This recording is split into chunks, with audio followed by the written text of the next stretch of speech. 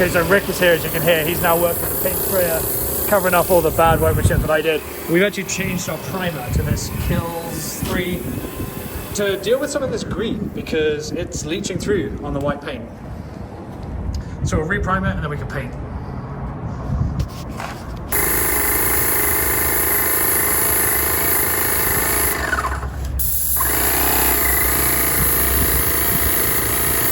Look at this professional work. Wow, look at that coverage. Day 111 of painting. And we have now got white on bay 4, bay 3. You can still see it's a little bit two-tone there. With the camera, you can see the grey coming through the white. Next up is the bottom half, which is going to be the purple from this guy up here. All right, let's see if I can do this single-handed. That came off surprisingly easy. Hello. Look at that, that is going to look great. Doesn't quite pick up the vibrancy in the camera, but what do you think, Uncle Ricky? Oh, actually, I love it, actually. That's going to look awesome.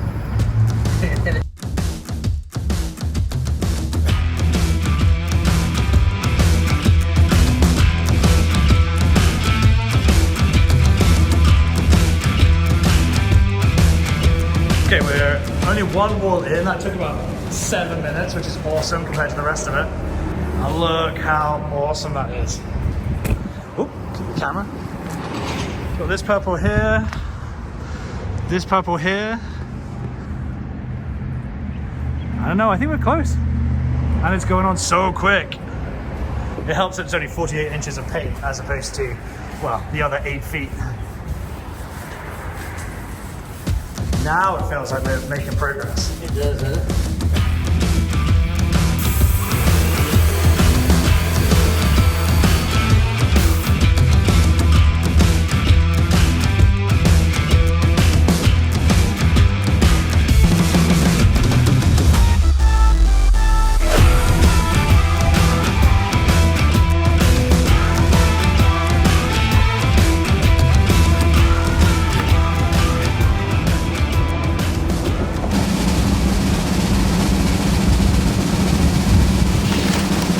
Oh, I didn't even spill a drop.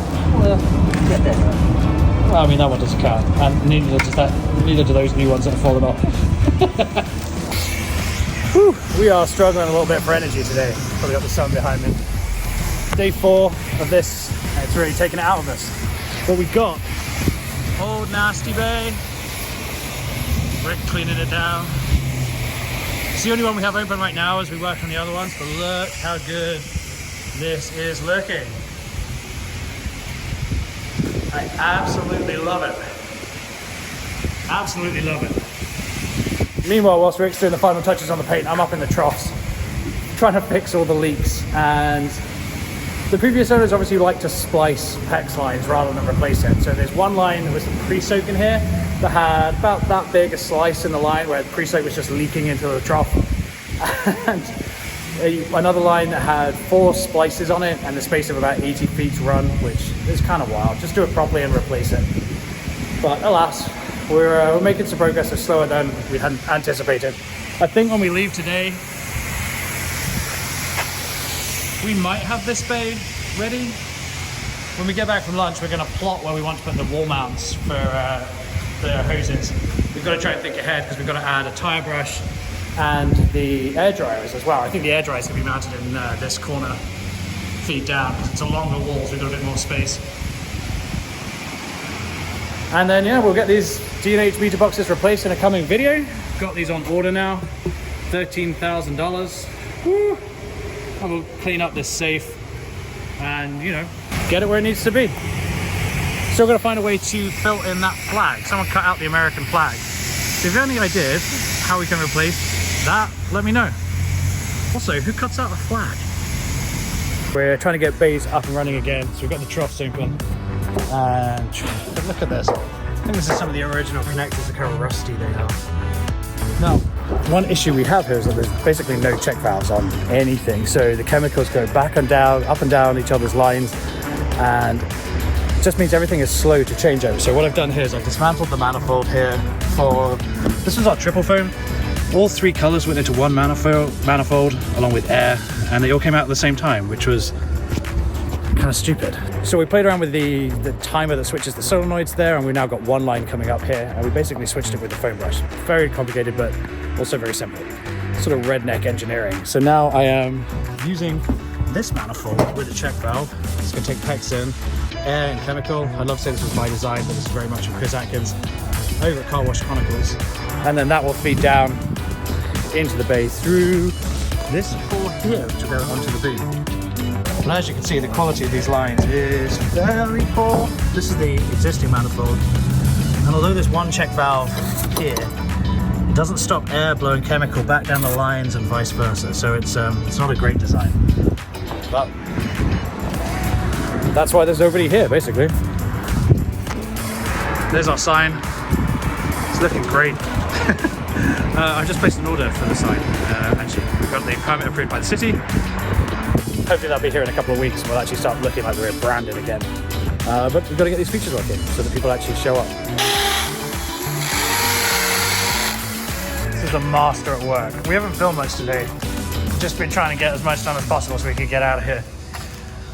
Just mounted these. Rick is using his best skills with these concrete anchors, and it looks awesome. Got new stands for the guns. I've just replaced the hoses and put the new gun assembly together. Old hose for the foam gun right now, but I'll get that changed next time we're here. We ran out of parts.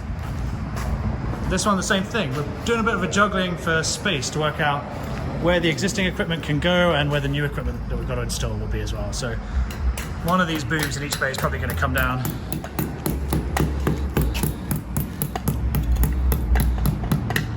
They call him Mallet Master.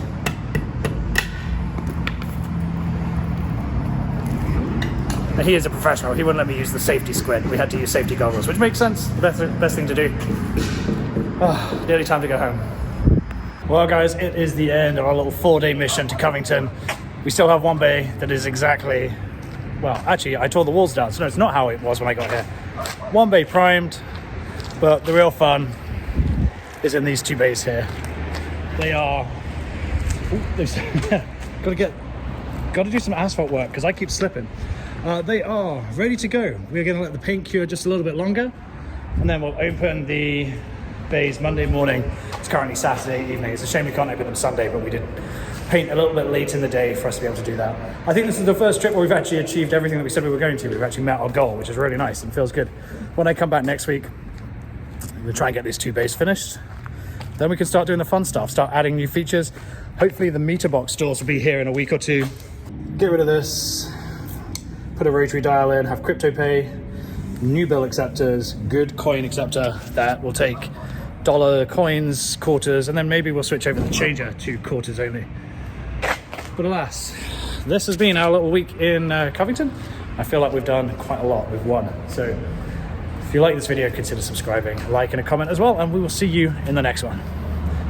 It's time to drive home. It's 3 hours. Woohoo! And I definitely say we've connected the boom the wrong way around. And then this is going to turn the wrong way again. That's really funny.